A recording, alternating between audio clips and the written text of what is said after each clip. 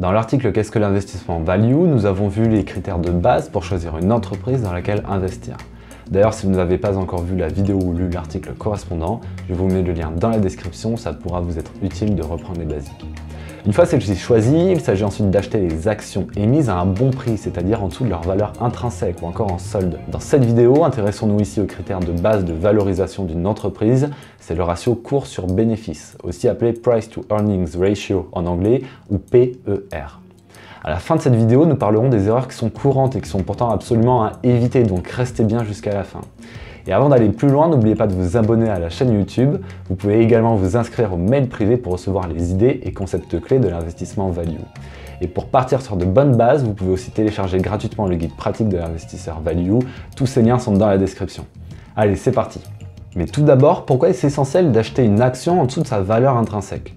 Eh bien, acheter les actions d'une entreprise possédant un avantage compétitif durable avec une croissance établie et un management intègre, comme on le préconise dans l'investissement value, n'assure pas les gains sur le long terme si ces actions sont achetées trop chères. Et on peut faire le parallèle avec l'immobilier par exemple. Un investissement avec un bon rendement et rapportant des loyers bien supérieurs au crédit chaque mois, c'est-à-dire un investissement à cash flow positif, restera une mauvaise affaire si le bien est acheté largement au-dessus de la valeur du marché. Et lors de la revente du bien, l'investisseur connaîtra en effet une moins-value dans ce cas, qui pourra potentiellement effacer les bénéfices tirés de l'investissement au fil du temps. Et pour se couvrir de cela, l'investisseur immobilier cherchera donc à acheter son bien en dessous de la valeur du marché. Eh bien, en bourse, c'est la même chose. L'investisseur value cherchera généralement à acheter son action avec une marge de sécurité de 30 à 50%. C'est-à-dire que si on pense qu'une action a une valeur intrinsèque de 100 €, alors on attendra que son prix chute à 50 ou à 70 € pour l'acheter. Et cette marge de sécurité cherche à prévenir d'éventuelles erreurs dans la valeur intrinsèque. Par exemple, si l'action ne vaut pas réellement 100 € mais qu'elle vaut 90 €, eh bien dans ce cas-là, on l'a quand même achetée en dessous de sa valeur intrinsèque et donc ce qui nous assure une plus-value à la revente.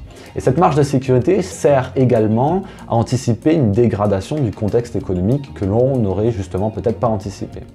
Et donc chaque investisseur déterminera sa propre marge de sécurité en fonction de son appétence au risque.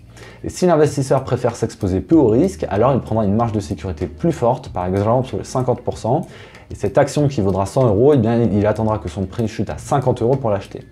Et ces performances alors seront d'autant plus importantes sur le long terme puisque la plus-value à la revente sera d'autant plus importante. Et on comprend alors qu'avec l'investissement value, l'idée selon laquelle pour avoir de meilleures performances il faut prendre plus de risques, eh bien est tout simplement fausse. Et dans l'investissement value, justement, on va garder cette équivalence en tête, à savoir une marge de sécurité plus importante, implique moins de risques pris sur l'investissement et donc implique une meilleure performance sur le long terme. Et au final, être frileux dans ces investissements, avoir un peu peur d'y aller, dans l'investissement value, ça peut être une bonne chose parce que ça peut vous donner une meilleure performance. C'est parti, rentrons dans le vif du sujet. Qu'est-ce que le PER ? Eh bien, le PER, c'est l'un des principaux indicateurs de valorisation d'une entreprise. Et pour le calculer, nous avons besoin de deux paramètres. Le bénéfice réalisé par l'entreprise sur la dernière année et la capitalisation de marché de cette entreprise. Lorsque ce sont les bénéfices sur les 12 derniers mois que l'on considère, alors on parle de trailing PER, par opposition au forward PER, qui lui prend en compte les bénéfices attendus des 12 mois à venir. On reviendra sur cette notion. Pour rappel, la capitalisation de marché, c'est égal au nombre d'actions émises par l'entreprise fois le prix d'une action. Par exemple, une entreprise qui émet 1 million d'actions à 10 € l'action, eh bien sa capitalisation de marché sera de 10 millions d'euros. Si on raisonne à l'échelle de l'entreprise, on définit le PER comme étant égal au bénéfice réalisé par l'entreprise divisé par sa capitalisation de marché. Et on peut également raisonner à l'échelle d'une action et on obtient alors la définition suivante, le PER est égal au bénéfice par action divisé par le prix d'une action. Et c'est d'ailleurs cette dernière définition qui est la plus commune à l'usage. Allez, prenons un exemple. À ce jour, une action de la société Total coûte 47,69 €. Son bénéfice par action est de 4 €. Il est obtenu en divisant le bénéfice de la société sur les 12 derniers mois par le nombre d'actions émises de l'entreprise. Et son ratio PER est donc de 47,69 divisé par 4 et donc égal à 11,93.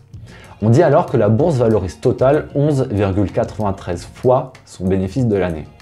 Ces informations sont trouvables facilement sur des plateformes comme Yahoo Finance par exemple, et je vous mets le lien dans la description. On sait très bien, on sait trouver le PER d'une société, maintenant comment est-ce qu'on va l'interpréter? Eh bien le PER représente ce que l'investisseur est prêt à payer pour détenir les bénéfices de la société. Et on admet par exemple que si les actions d'une entreprise s'échangent à un PER de 20, alors les investisseurs sont prêts à payer 20 € pour détenir 1 € de bénéfices de cette société. Et donc ce PER est utilisé généralement de deux manières. Il est utilisé pour évaluer la cherté d'une action. Plus il est élevé, plus on paie cher pour détenir 1 € de bénéfices de cette société. Plus on paie cher pour détenir l'action. Il est également utilisé pour comparer les valorisations de sociétés d'un même secteur. Et il est en effet primordial de ne pas comparer les PER de sociétés appartenant à des secteurs différents. En pratique, on regarde donc le PER moyen du secteur et celui des sociétés directement concurrentes. Et il est également recommandé de vérifier l'historique des PER de la société étudiée sur les dernières années. Certaines entreprises s'échangent en fait naturellement à des PER plus élevés, on verra ça par la suite, ce sont les entreprises de croissance. Et la comparaison du PER actuel par rapport à l'historique des PER de cette société donne donc une indication sur la cherté de l'action. Et ce qu'il faut retenir, c'est que l'investisseur value considère généralement qu'il est préférable d'acheter une action si le PER est inférieur à 10 ou 15. Au-delà de 20 ou 25, il est généralement considéré que l'entreprise est surévaluée, sauf en cas de forte croissance attendue dans les années à venir. Alors on va reprendre l'exemple de Total. Donc afin de faire une première analyse rapide de cette action, on va regarder les PER des autres majors pétrolières mondiales directement concurrentes. ExxonMobil a un PER de 16,69, BP 14,97, Chevron 15,37, Shell 10,84. Et donc finalement, on voit que la valorisation de Total est a priori cohérente avec celle du secteur. Et donc l'action ne paraît ni survalorisée, ni sous-valorisée, mais encore une fois, ce n'est qu'une première analyse superficielle et évidemment, on aura d'autres critères à aller voir plus tard. On parlait tout à l'heure de la croissance de l'entreprise et l'étude du PER doit généralement se faire en tenant compte justement de cette croissance attendue pour les années à venir. Il est normal que les actions d'une entreprise de forte croissance s'échangent à des PER élevés car la valeur même de cette entreprise croît fortement d'une année à l'autre. Et donc on va également considérer le PER de l'année à venir ou ce qu'on appelle le Forward PER en anglais. Allez, prenons un exemple, considérons une entreprise de forte croissance dont les actions s'échangent à un PER de 20 pour l'année en cours, c'est-à-dire un PER de 20 en considérant les bénéfices de l'année en cours. Ce que l'investisseur considère comme trop élevé comparé au PER de sociétés similaires concurrentes. Par contre, si on regarde les bénéfices pour l'année à venir qui sont attendus en croissance de 50%, et bien si on calcule justement ce PER à venir, cela nous donne pour l'année à venir un PER de 13,3, ce qui s'interprète forcément de manière tout à fait différente du PER de 20 pour l'année en cours. Donc on va également regarder le PER de l'année à venir pour les différentes sociétés concurrentes et comparer ce PER de l'année à venir. Un autre outil précieux pour considérer la croissance d'une entreprise, c'est le PEG.